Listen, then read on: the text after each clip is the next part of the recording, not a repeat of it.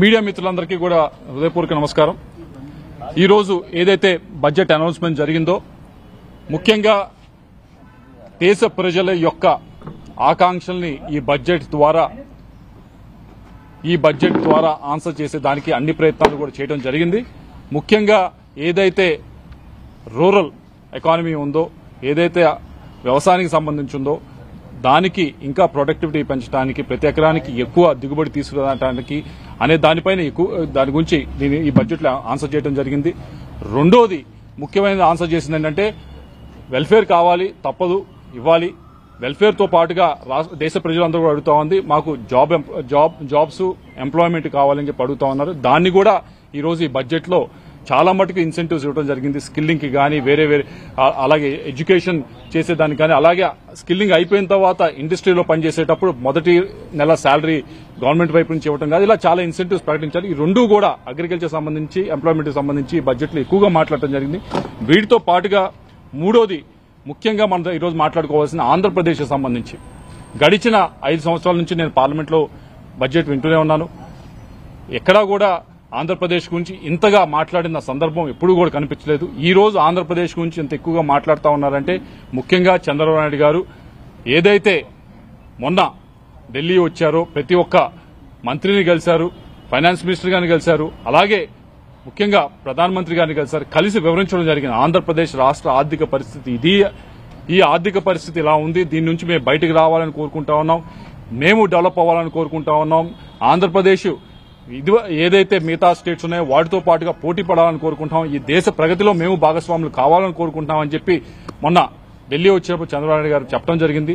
దాన్ని అర్థం చేసుకుని ఈ రోజు ఏదైతే రాష్ట్రానికి అనౌన్స్ చేయడం జరిగిందో ముఖ్యంగా క్యాపిటల్ కి సంబంధించి అమరావతికి సంబంధించి 15,000 కోట్ల రూపాయలు అనౌన్స్ చేయడం జరిగింది. అలాగే పోలవరం ప్రాజెక్టు దాదాపుగా 70-72% అయిపోయిన దాన్ని దాదాపు ఆగిపోయి ఉంది గడిచిన 5 సంవత్సరాల నుంచి కూడా. మేము అడుగుతా ఉన్నాం దాన్ని ముందు తీసుకెళ్లమని చెప్పి. ఏదైతే రీహాబిలిటేషన్ కావాల్సిన గ్రాంట్ ఇవ్వాల్సి ఉందో దాన్ని కూడా మీరు ఎన్హాన్స్ చేయాలని చెప్పి అడుగుతా ఉన్నాం. వాటన్నింటినీ కూడా ఈరోజు అడ్రస్ చేస్తూ ఫైనాన్స్ మినిస్టర్ గారు మాట్లాడటం జరిగింది. వీటన్నిటితో పాటుగా ఆంధ్రాకి సంబంధించి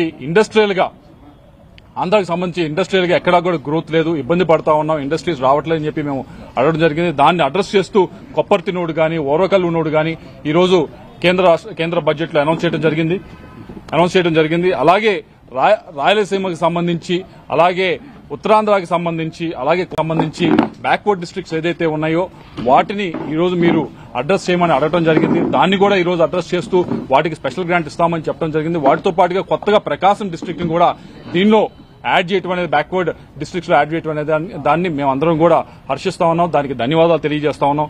వీటన్నిటితో పాటుగా ఏదైతే పూర్వోదయ స్కీమ్ అని చెప్పి కొత్తగా తీసుకురావడం జరిగింది, ఏదైతే ఈస్టర్న్ ఇండియాలో ఉన్న స్టేట్స్ అన్నింటినీ కూడా కలిపి డెవలప్మెంట్ చేయడానికి తీసుకురావడం జరిగింది. దాంట్లో ఆంధ్రప్రదేశ్ ఈరోజు కలపటం, దాంట్లో భాగంగా ఏదైతే ఇన్ఫ్రాస్ట్రక్చర్ సంబంధించి, రోడ్స్ సంబంధించి, ఇరిగేషన్ సంబంధించి, బ్రిడ్జెస్ సంబంధించి, అలాగే ఇరిగేషన్ ప్రాజెక్ట్స్ సంబంధించి, డ్రింకింగ్ వాటర్ కి సంబంధించి వీటన్నిటికి సంబంధించిన ప్రాజెక్ట్స్ కూడా వీటి పూర్వోదయ స్కీమ్ లో ద్వారా ఫండింగ్ తీసుకొచ్చేదానికి అన్ని అవకాశాలు ఉన్నాయి. అలాగే టూరిజం సంబంధించిన ప్రాజెక్ట్స్ కూడా దీనిలో పెట్టి తీసుకోవడానికి అవకాశం ఉన్నాయి. కాబట్టి ఈ 5-6 విషయాలు ఏదైతే అనౌన్స్ చేశారో వీటన్నిటి వల్ల కూడా ఆంధ్ర రాష్ట్ర ప్రజలు ఈరోజు కొంత ఉపశమనం అయితే పొందడం జరిగింది. ఎప్పటి నుంచి అడుగుతా ఉన్నాము, వీటన్నింటినీ కూడా పూరించాలని చెప్పి ఈరోజు ఆంధ్రప్రదేశ్ ఏదైతే కోరుకుంటా ఉందో, ఆంధ్ర రాష్ట్ర ప్రజలు ఏదైతే కోరుకున్నారో మేము కూడా ఈ దేశ అభివృద్ధిలో భాగస్వామ్యం కావాలని చెప్పి దాంట్లో మొదటి అడుగు ఈ రోజు పడిందని చెప్పి క్లియర్ గా కనిపిస్తా ఉంది. దానికి ప్రధానమంత్రి గారిని, అలాగే ఫైనాన్స్ మినిస్టర్ గారికి ప్రత్యేకంగా ఆంధ్ర రాష్ట్ర ప్రజల వైపు నుంచి, మా వైపు నుంచి, మరీ ముఖ్యంగా ఆంధ్ర రాష్ట్ర ముఖ్యమంత్రి చంద్రబాబు నాయుడు గారి వైపు నుంచి ధన్యవాదాలు తెలియజేసుకుంటాం.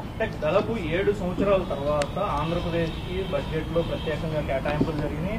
అదేవిధంగా క్యాపిటల్ ఒకటి నిర్మించాలి, క్యాపిటల్ కి మేము పూర్తి స్థాయి సహకారం ఇస్తాం, తొలిసారిగా 15,000 కోట్లు అని చెప్పి, అంటే అమరావతి రాష్ట్ర విభజన తర్వాత 10 ఏళ్ల తర్వాత 15,000 కోట్లు ఇస్తామని చెప్పారు. ప్రతి ఒక్క రాష్ట్రానికి కూడా ఒక క్యాపిటల్ ఉంది. క్యాపిటల్ తో పాటు ఒక డెవలప్మెంట్ నోడ్, అంటే ఒక పెద్ద సిటీ, ఇప్పుడు తెలంగాణ కంటే హైదరాబాదు, అలాగే బెంగళూరు, కర్ణాటకకి ఇలా ఒక పెద్ద సిటీ ఉంది. దాని ద్వారా వచ్చే ఆదాయమే చాలా మటుకు ఆ రాష్ట్ర డెవలప్మెంట్ లో చాలా భాగస్వామ్యం అవుతా ఉంది. అటువంటిది ఆంధ్ర రాష్ట్రానికి అటువంటి ఒక పెద్ద సిటీ లేకపోవడం, ఆ సిటీని డెవలప్ చేయాలి, క్యాపిటల్ సిటీని డెవలప్ చేయాలని చెప్పి రైతులు స్వచ్ఛందంగా ముందుకు వచ్చి 33,000 ఎకరాలు దేశంలో ఎక్కడ జరగలేదు, ఆంధ్ర రాష్ట్రంలో జరిగింది, చేసి తీసుకొచ్చిన దాన్ని ఆపేయడం జరిగింది. 5 సంవత్సరాల నుంచి ఎక్కడ ఒక్క అడుగు కూడా ముందు జరగలేదు. దాన్ని ఈ రోజు ఏదైతే ముఖ్యమంత్రి గారు వచ్చి మొన్న ప్రధానమంత్రి గారిని ఫైనాన్స్ మినిస్టర్ గారిని అడగడం జరిగింది. మేము ఈ క్యాపిటల్ ని డెవలప్ చేద్దాం అనుకున్నాం, అమరావతిని ముందు తీసుకెళ్దాం అనుకున్నాం. దీనివల్ల చాలా రాష్ట్ర ప్రజలకే కాదు దేశ ప్రజలు కూడా చాలా ప్రయోజనాలు ఉన్నాయని చెప్పి వివరించడం జరిగింది. దీనివల్ల దేశ ప్రగతిలో మేము కూడా భాగస్వామ్యం అవుతామని చెప్పడం జరిగింది. దాన్ని ఆయన ఆమోదించి ఈ రోజు అమరావతికి 15,000 కోట్ల రూపాయలు గ్రాంట్ లాగా ఇవ్వడం అనేది చాలా అభినందనీయం. తప్పకుండా వచ్చే సంవత్సరాల్లో మరింతగా ఫండ్ తెచ్చేదానికి మేము ప్రయత్నిస్తాం. దీన్ని ముందు తీసుకెళ్లేదానికి అన్ని ప్రయత్నాలు చేస్తాం. గతంలో ఎప్పుడూ లేని విధంగా నరేగా ప్రోగ్రామ్ దేశంలో ఇంప్లిమెంటేషన్ తర్వాత 2014 నుంచి 19 వరకు ఆంధ్రప్రదేశ్కి అత్యంత ఎక్కువగా నిధులు తీసుకెళ్లారు. ఈసారి కూడా దాదాపు 86,000 కోట్ల రూపాయలు నరేగా కేటాయించారు. దాన్ని ఎట్లా ప్లాన్ చేస్తారు? ఈ రోజు మీరు చూసుంటారు స్టాటిస్టిక్స్, నిన్న వచ్చిన ఎకనామిక్ సర్వే దానిలో చూసుంటారు.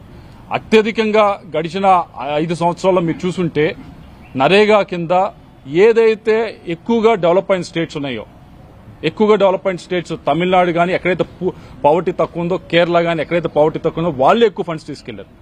ఆంధ్రప్రదేశ్ కి బ్యాక్వర్డ్ స్టేట్, అటువంటి బ్యాక్వర్డ్ అంటే డెవలప్ కాని స్టేట్, అలానే దానికి సంబంధించి ఏది కొత్తగా ఫామ్ అయిన స్టేట్, అటువంటి స్టేట్ కి గడిచిన 5 సంవత్సరాల్లో కూడా ఎటువంటి నరేగా ఫండ్స్ లో గ్రోత్ లేకుండా అక్కడే పడేసిన గొంగల్లాగా ఉంది. ఎందుకు అంటే స్టేట్ గవర్నమెంట్ వైపు నుంచి కూడా కొద్దిగా కాంట్రిబ్యూషన్ చేస్తే మంచిగా ఎక్కువ ఫండ్స్ తీసుకొచ్చే పరిస్థితి ఉండేది. కానీ అది తీసుకురాలేకపోయారు లాస్ట్ 5 సంవత్సరాల నుంచి. దానివల్ల ఏదైతే విలేజ్ ఇన్ఫ్రాస్ట్రక్చర్ గానీ, మండల ఇన్ఫ్రాస్ట్రక్చర్ గానీ ఏదైతే డెవలప్మెంట్ అవ్వాలో అది ఒక్క అడుగు కూడా ముందుకు వెళ్లలేదు. దానికి ముందుకు తీసుకెళ్లే భాగంగా ఈ రోజు నరేగా 86,000 కోట్లు ఉంది. డిమాండ్ రెవెన్యూ అది 1,00,000 కోట్లైనా అవుద్ది, 1,20,000 కోట్లైనా అవుద్ది. మనం ఎంత అడిగితే మనం ఎంత తెచ్చుకుంటే అంత ఎక్కువ వస్తుంది. దానికి అన్ని ప్రయత్నాలు చేస్తాము.